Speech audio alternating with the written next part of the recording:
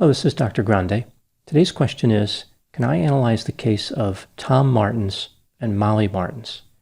Just a reminder, I'm not diagnosing anybody in this video, only speculating about what could be happening in a situation like this. If you enjoyed this video, please like it, subscribe to my channel, and consider supporting me on Patreon. I will put the link to Patreon in the description for this video. First, I'll look at the background of this case. I'll move to the timeline of the alleged crime, then offer my analysis. Molly Martens was primarily raised in Knoxville, Tennessee, along with her three brothers.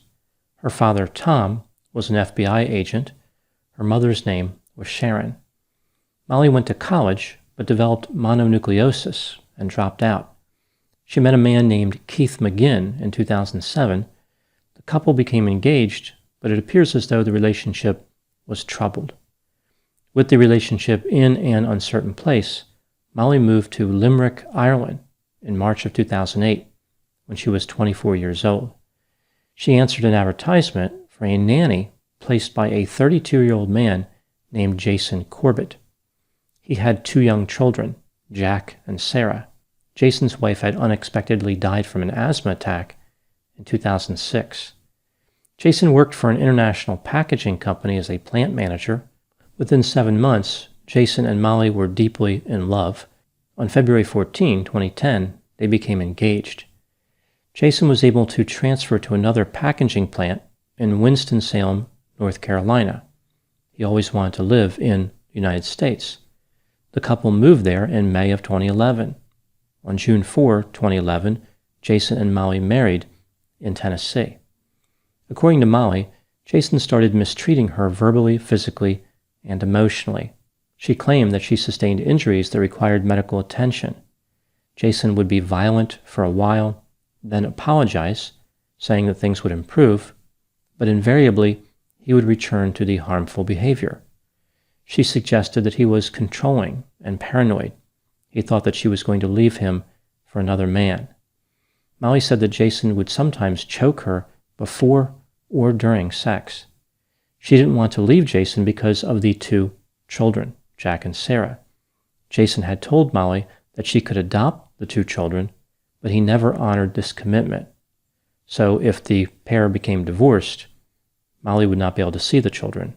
The reality of what would happen as far as custody if the couple divorced was on their minds. They both talked to attorneys about custody during their marriage. Molly continued to be unhappy in the marriage, but thought if she could stick it out long enough, she could make a good case to a judge to win custody. In 2014, Jason told his sister, Tracy, that he was lonely and homesick.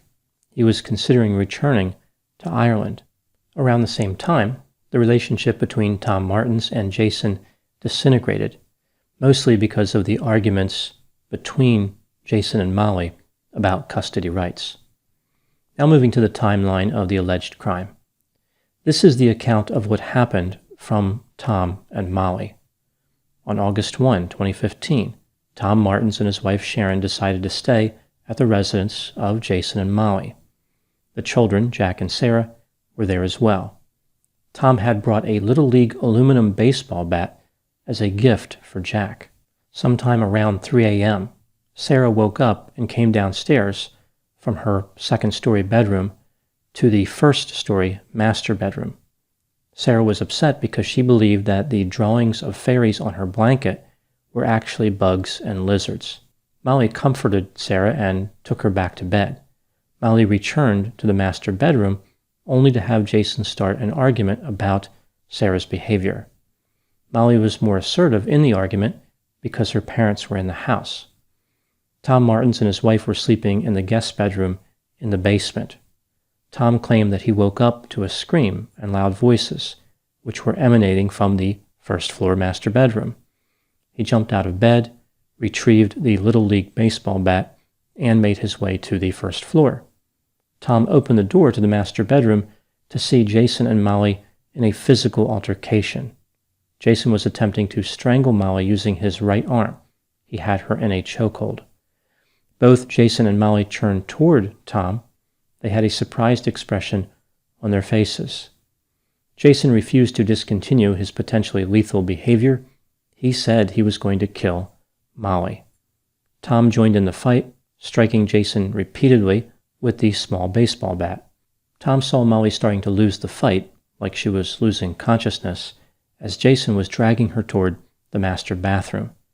Tom became particularly concerned because he believed that if Jason could get in the bathroom, he would simply close the door, and now Tom would be unable to save Molly's life. As Tom continued to strike Jason with the bat, he grabbed it and pulled it away from Tom. He was getting ready to strike Tom with the bat when Molly retrieved a paving brick that was on her nightstand. She smashed Jason in the head with the paving brick. Tom managed to get the bat back and struck Jason until he considered the threat to be terminated. Tom called 911 just after 3 a.m. He said that he may have killed his son-in-law with a baseball bat. When the police arrived at the house, they noticed that neither Tom nor Molly had any injuries whatsoever. They were just in a life-and-death physical struggle, yet somehow managed to remain unscathed. Jason was not as fortunate. He had sustained at least 12 blows to his head and had skull fractures. The fractures were similar to those sustained from a motor vehicle collision or falling from a great height. The police repeatedly warned Molly because she kept vigorously rubbing her neck, as if she was trying to make it look like she had been strangled. Jason's body was cold, as if Tom and Molly had waited a few hours before calling the police. Tom and Molly were charged with second-degree murder and involuntary manslaughter on January 6, 2016. In August of 2017, they were both convicted of second-degree murder and sentenced to 20 to 25 years in prison. In February of 2020, the murder convictions were overturned on appeal for a few reasons, but primarily it was due to the exclusion of statements made by the children from the first trial. Tom and Molly were offered a plea deal which would have resulted in minimal jail time. Evidently, they turned it down. At the time making this video, the state is preparing to retry the case. Tom and Molly are out on bail, and Jason's children live with his sister Tracy in Ireland. Now moving to my analysis. Were Tom and Molly actually guilty? Even though their convictions were overturned, many people believe they are guilty. As I mentioned, they are facing a retrial. Let's take a look at the evidence both for and against the idea that they were guilty. Starting with the inculpatory evidence. There is no question that both Tom and Molly participated in killing Jason. Molly's claims that Jason mistreated her are not well supported. She never reported anything like that to the police. Neighbors of Jason said they never saw any indication that he was harming Molly. She never had any bruises. She talked to people openly.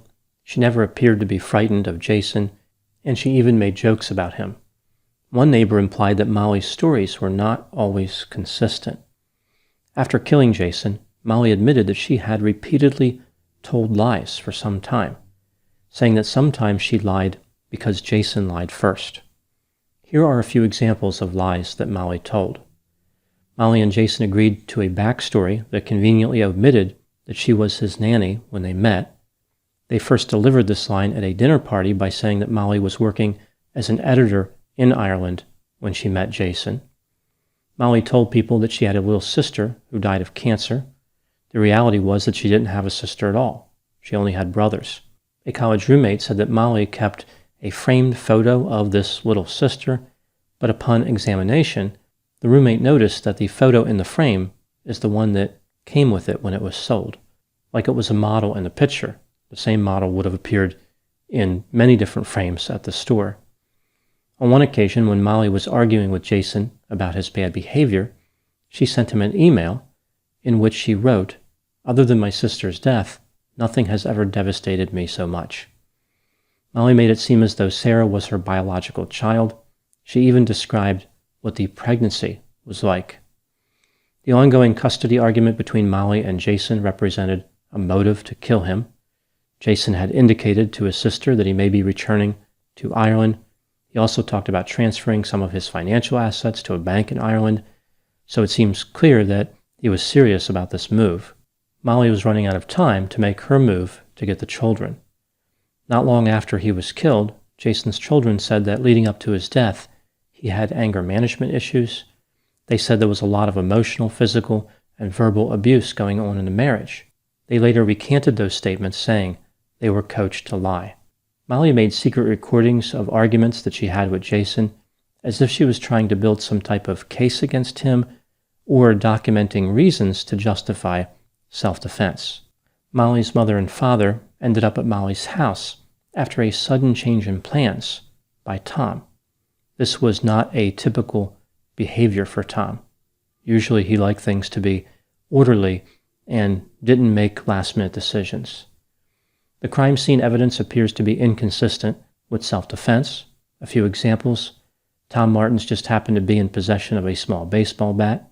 He claimed it was a gift for Jack, but Jack would later say that Tom had given him that bat the previous summer. It may have been stored in the garage. Molly just happened to have a paving brick on her nightstand, I guess because one never knows when they might wake up in the middle of the night and have a yearning to take care of some gardening. There was quite a bit of blood spatter low on the walls in the master bedroom, as if Jason had been struck when he was down. Sedatives were found in Jason's system. They matched sedatives that Molly had been prescribed just 2 days before the killing. The brutal nature of Jason's killing points to overkill. A much greater amount of force was used than what was necessary in a self-defense scenario. Jason's body was cold when the police arrived. It appears as though some time had lapsed. How did Tom and Molly engage in a prolonged physical altercation with a 260-pound man intent on murdering Molly and manage not to be injured in any way? Why didn't Tom's wife Sharon call 911? It seems odd that she would never get involved in the situation in any fashion. Jason had a $600,000 insurance policy, and Molly transferred money out of his accounts right after he died. Now moving to the exculpatory evidence. Molly claims that she was mistreated for some time. Her reason for having a paving brick on her nightstand was that it was for some type of craft she was working on. She brought it inside the house due to concerns about the rain. If she only had selected waterproof paving bricks instead of those self-defense paving bricks, blood spatter analysis is not valid or reliable. Jason had sustained defensive wounds on his left arm, but not on his right arm. This is consistent with Tom's claim that Jason was using his right arm to choke Molly. So he was choking her with his right arm and trying to block the baseball bat with his left arm. When weighing the evidence, do I think that Tom and Molly are guilty? I think they are guilty beyond a reasonable doubt and guilty in reality. I would be surprised if they were acquitted in the retrial. They probably should have taken the plea deal. Their defense strategy is based on proving that Jason was mistreating Molly for some time. Jason may or may not have been. All that matters is what he was doing in the moment when he was killed. There is no such thing as slow-moving self-defense. Tom and Molly were not permitted to kill Jason for something that he may have done prior to August 2, 2015. Either he was a danger to Molly in that moment, or he was not. The evidence does not support the idea that he was attacking her. What do I think happened in this case? This is just a theory, my opinion. Molly claims that she had a history of mental health problems, including depression and anxiety. She was anxious about where she was going with her life. When she saw the job opportunity working for Jason in Ireland, she knew that love was a real possibility. She considered herself to be more attractive than Jason and knew that he was lonely. Jason's family said that Jason and Molly slept together on her first night in Ireland. Molly denies this, but admits the relationship took off very quickly. Molly strongly identified with the role of being a mother to Jason's children. It became a key part of her self-worth and a mechanism by which she could judge Jason's commitment to her. Like, would Jason allow her to adopt his children? That would prove his love, and it would solidify her role as the children's mother. When Jason refused to allow this, Molly became enraged. It sounds like both Molly and Jason mistreated each other. The relationship was becoming more acrimonious. Molly kept lying to everyone around her, but people noticed the inconsistencies. She wasn't gaining any sympathy from the outside world. She wasn't building a case to be a victim. Despite this failure to bring people on her side, she was able to manipulate her father, Tom, into hating Jason by repeatedly telling Tom how aggressive and terrible Jason was. Molly knows that Tom is her only potential ally against Jason. Prior to Tom and his wife visiting Molly's house, Molly tells Tom that Jason could be violent at any time, prompting Tom to keep a weapon nearby. Early in the morning on August 2, Molly smashes Jason's head with a paving brick, but it does not kill him. Her actions may have stemmed from a fight, or they may have been premeditated. She may have given Jason those sedatives, although he may have just taken them on his own. Either way, Molly felt emboldened to kill Jason because her father was in the house. She knew that she had backup, and Tom was a former law enforcement officer. He had spent over 30 years with the FBI. Molly felt comfortable about how he would deal with any legal ramifications. Molly screams for help. Tom comes in with the baseball bat and finishes the job. Tom and Molly take some time to align their stories. Tom is overconfident because of his experience with the FBI. He figured law enforcement would just give him a pass.